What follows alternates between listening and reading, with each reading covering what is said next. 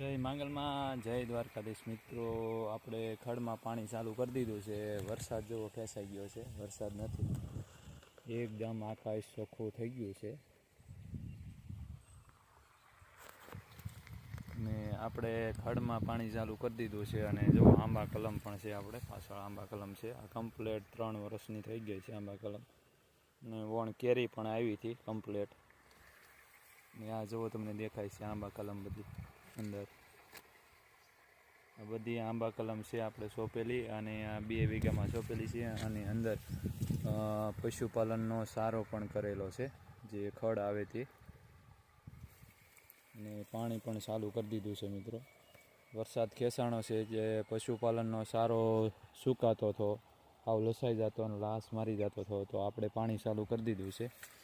અને પાછળ આપણું મગફળીનું ખેતર દેખાય છે. મગફળીમાં પણ આપણે પાણી ચાલુ કરી દેવાનું છે. જો વરસાદ નહીં આવે તો આપણે પાણી ચાલુ કરી દેવાનું થાય છે. તો આપણે મગફળી તરફ જાહું, થોડો કાંટો મારશું.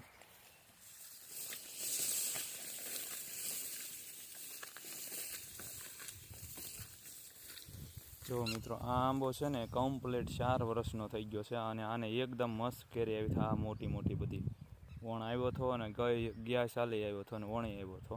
જુઓ આંબો, જુઓ કેવડો મોટો થઈ ગયો છે. હવે આગળ જઈએ, આપણે મગફળીમાં આંટો મારીએ અને તમને બતાવું કે આમાં પાણીની જરૂર છે.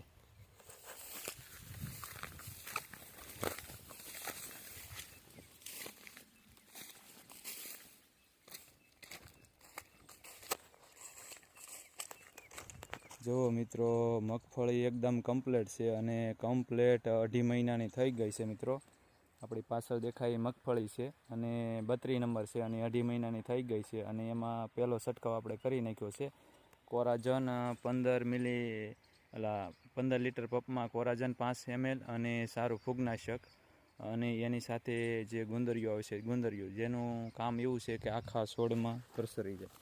તો આવી કંઈક મગફળી છે મિત્રો.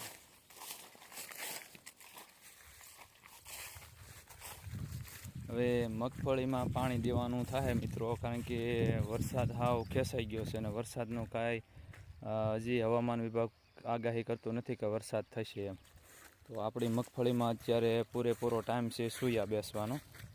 તો આપણે મગફળીમાં પાણી આપવાનું પણ ચાલુ કરી દેવાનું છે. આપણે ખડમાંથી પાણી જો વધારાનું નીકળે છે, અહીંયા જો આવી ગયું છે. મગફળીમાં પાણી ચાલુ આવી રીતના કરી દેવાનું છે, જો હરિયે સડી જાય. નવા મિત્રો હોય તો આપણી ચેનલ